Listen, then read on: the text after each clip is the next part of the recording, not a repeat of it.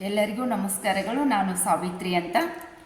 ವಿಶ್ವ ಯೋಗ ದಿನಾಚರಣೆಯ ಶುಭಾಶಯಗಳನ್ನು ತಮ್ಮೆಲ್ಲರಿಗೂ ತಿಳಿಸುತ್ತಾ, ಸನ್ 2014ರಲ್ಲಿ ವಿಶ್ವಸಂಸ್ಥೆಯು ಯೋಗವನ್ನು ಅಳವಡಿಸಿಕೊಂಡ ನಂತರ ಜೂನ್ 21ರಂದು ವಿಶ್ವಾದ್ಯಂತ ಆಚರಿಸಲಾಗುವ ಯೋಗವನ್ನು ಗುರುತಿಸುವ ದಿನವೇ ಅಂತಾರಾಷ್ಟ್ರೀಯ ಯೋಗ ದಿನ.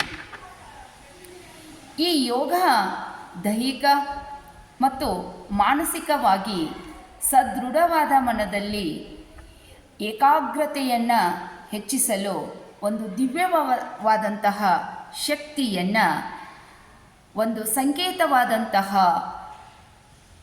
ಈ ಯೋಗವನ್ನು, ಲಿಂಗ ಯೋಗವನ್ನು ನಮಗೆ 12ನೇ ಶತಮಾನದಲ್ಲಿ ವಿಶ್ವಗುರು ಅಣ್ಣ ಬಸವಣ್ಣನವರು ನಮ್ಮ ಕರದಲ್ಲಿ ಲಿಂಗವನ್ನು ಪ್ರತಿಷ್ಠಾಪಿಸಿದರು.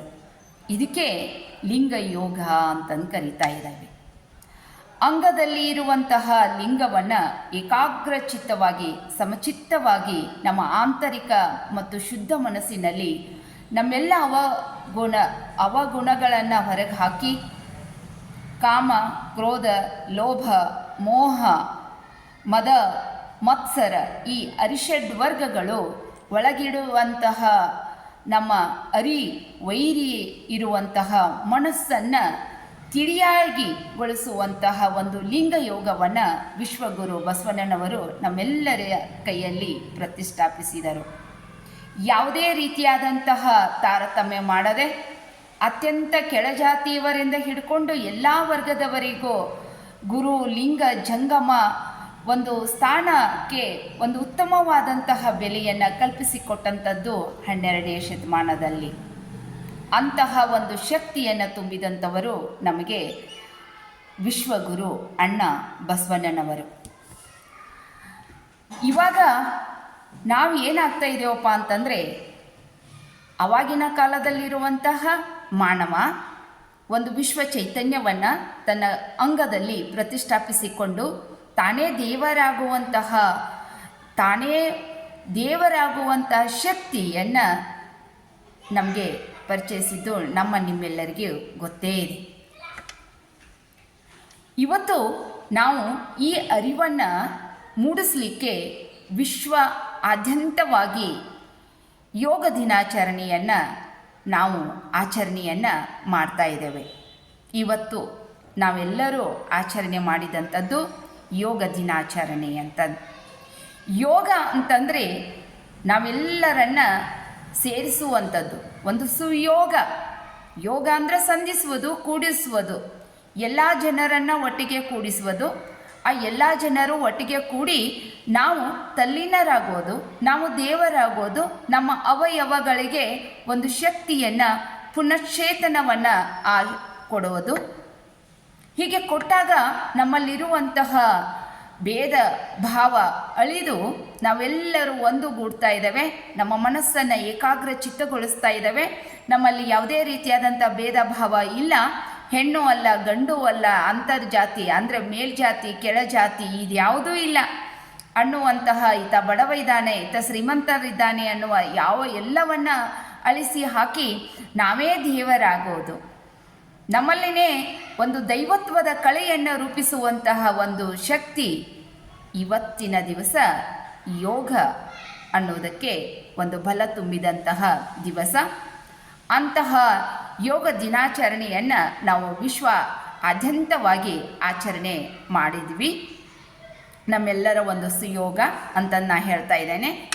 ಇಲ್ಲಿ ಏನಪ್ಪ ಅಂತಂದರೆ 2014ರಲ್ಲಿ ವಿಶ್ವಸಂಸ್ಥೆಯೇ ಈ ಯೋಗವನ್ನು ಅಳವಡಿಸ್ಕೊಳ್ಬೇಕು ಅಂತಂದು ಹೇಳ್ತು. ಆವಾಗ ಅಳವಡಿಸಿಕೊಂಡಂತಹ ಯೋಗ ದಿನವನ್ನು ಒಂದು ಸೂಕ್ತ ಮಾರ್ಗಕ್ಕೆ ಕೊಂಡೊಯ್ತು. ಅದೇ ಏನಪ್ಪ ಅಂತಂದರೆ, ವಿಶ್ವ ಆರೋಗ್ಯಪೂರ್ಣವಾದಂತಹ ಬದುಕನ್ನು ನಡೆಸುವ ಸಲುವಾಗಿ 177 ರಾಷ್ಟ್ರಗಳು ವಿಶ್ವಸಂಸ್ಥೆಯ ಸಾಮಾನ್ಯ ಸಭೆಯಲ್ಲಿ ಇದನ್ನು ಪ್ರಾಯೋಜಿಸಿದವು. ಅಲ್ಲಿ ಸರ್ವಾನುಮತದಿಂದ ಈ ಅಂಗೀಕಾರಗೊಳಿಸಲ್ಪಟ್ಟಿತ್ತು. ಅವು ಯಾವ್ಯಾವ ರಾಷ್ಟ್ರಪ್ಪ ಅಂತಂದರೆ, ದೇಶ ನ್ಯೂಯಾರ್ಕ್ ಆಗಿರ್ಬೋದು, ಬ್ಯಾಂಕಾಕ್, ಪ್ಯಾರಿಸ್, ಬೀಜಿಂಗ್, ಆಮೇಲೆ ಕೌಲಾಲಂಪುರ, ಸಿಮೋನ್ ಮತ್ತು ನವದೆಹಲಿ, ಹೀಗೆ ಜಗತ್ತಿನ ತುಂಬೆಲ್ಲ ಈ ವಿಶ್ವ ಯೋಗ ದಿನಾಚರಣೆಯನ್ನು ನೀವುಗಳೆಲ್ಲ ಆಚರಿಸಿದ್ದೇವೆ ಅಂತ. ಈ ಯೋಗವನ್ನು ಆಚರಿಸುವುದರಿಂದ ನಮ್ಮಲ್ಲಿರುವಂತಹ ಬೌದ್ಧಿಕ ಮಟ್ಟ ಚುರುಕಾಗಿರುತ್ತದೆ. ನರನಾಡಿಗಳಲ್ಲಿ ಒಂದು ಶಕ್ತಿ ತುಂಬ್ತಾ ಇದೆ, ಒಂದು ಬಲ ತುಂಬ್ತಾ ಇದೆ.